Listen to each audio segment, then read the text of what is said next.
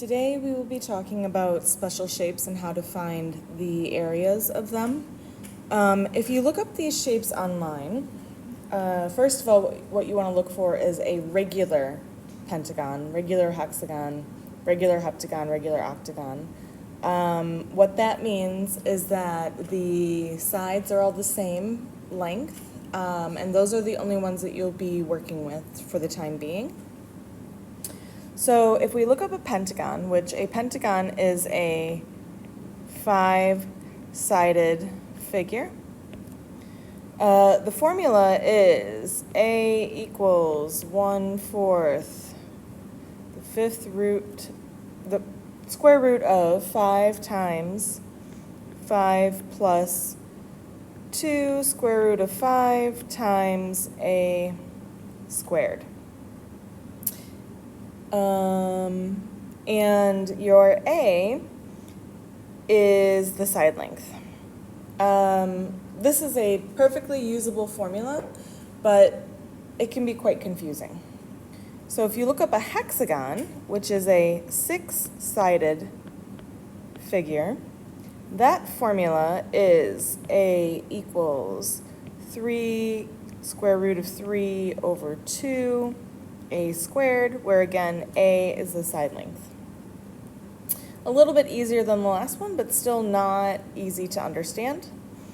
A heptagon is a 7-sided figure. The heptagon's formula is A equals 7/4 A squared times the cotangent of 180 degrees divided by 7. That one's even weirder. And again, A is a side length. And then last but not least, if you look up an octagon, that's an 8-sided figure. And that formula is A equals 2 times 1 plus the square root of 2A squared. Now, I will never ask you to use these formulas. I will never ask you to have them memorized. I will not offer them to you. They are not easy formulas to work with. There's a lot of things going on within them. So let's take a method that would make this process much easier, and you can actually use it for any kind of shape. So what we're going to look at is a part of the shape called an apothem. It's a weird name, but the usage of it makes this process that much easier. So an apothem runs from the center of the shape to the edge and is perpendicular, which perpendicular means that two lines intersect at a particular way to form a 90-degree angle, to the edge. Okay, so an apothem, the name's not that important, but the idea behind it and what it does for you is runs from the center of the shape to the edge and is perpendicular to the edge. Okay, so I just have one example with 4 parts to it. Find the area of the following figures.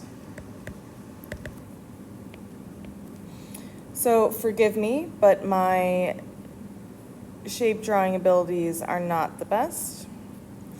This is a pentagon, and from the center of the pentagon, this is what the apothem would look like. From the center to the edge, intersecting at a 90-degree angle, that's what that little box means. This apothem is 5.1. And then the side length of this regular pentagon is 7.5. So I'm going to make that a little bit bigger and talk about why the apothem is so cool. If you look at this shape, I have a side length in the apothem. What I can do with all regular shapes is separate it to give me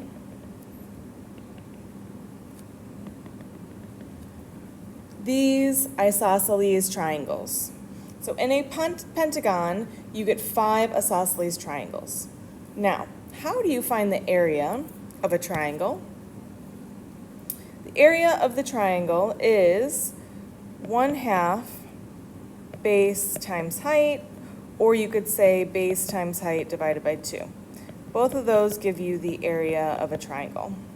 Now, think about it. The apothem in the pentagon is actually the height of the triangle, and the 7.5 length of the sides of the pentagon is actually the base of the triangle. So to find the area of this shape, I can take the area of the triangle and multiply it by however many triangles I have in that shape. In this case, since it's a pentagon, I have 5. So when I figure that out, when I simplify that down, I end up with 95.625. Finding the area of triangles is so much easier, and you already know how to do it. That's why using this method is so much easier than using the 1/4 times the square root of 5 times 5 plus 2 square root of 5 times a squared.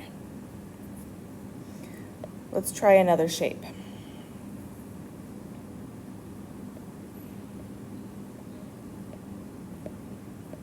There's my hexagon, and in my hexagon, I have my apothem, which is 5.3, and I have a side length of 10. So in this one, area equals 1/2 5.3 times 10 times 6, because it's a regular hexagon. When I plug this information in, I get 259.808. Here is my next shape, which is a heptagon. The heptagon has an apothem as well. That is 14.4, and it has a side length of 13.9. So in a heptagon, the area of that is 1/2 times 13.9 times 14.4 times 7. And I get 685.965.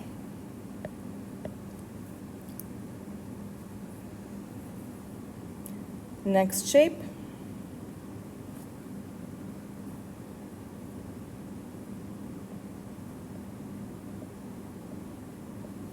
It's an octagon. I know I kind of drew it a little funky. There's my apothem, and this one is 14.5 with a side length of 12. So I get area equals 1/2 times 14.5 times 12 times 8. And I get 696. Now, it doesn't just work for these bigger shapes, the shapes with more sides. It can also work for an equilateral triangle, or any triangle really, but we want a regular shaped figure. So we're going to do an equilateral triangle. Side length of 10 with an apothem of 2.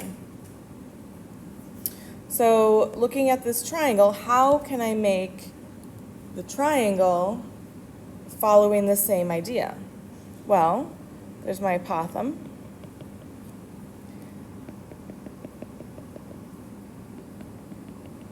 And there are my 3 triangles. The apothem, it doesn't matter how you draw it, it goes to any side.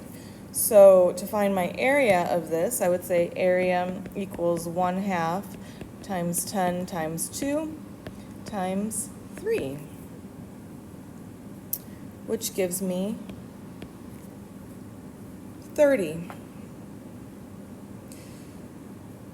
So again, you can look up these shapes and you can find these formulas online. These formulas will work, they are true, but they are confusing. So why not use something that you already know? We know the area of a triangle, we work with it all the time, it's something that you have memorized. Let's use it to our advantage. Please go ahead and continue working on finding volume and surface area of shapes. Let me know if you have any questions. Come back to these notes and write a reflection,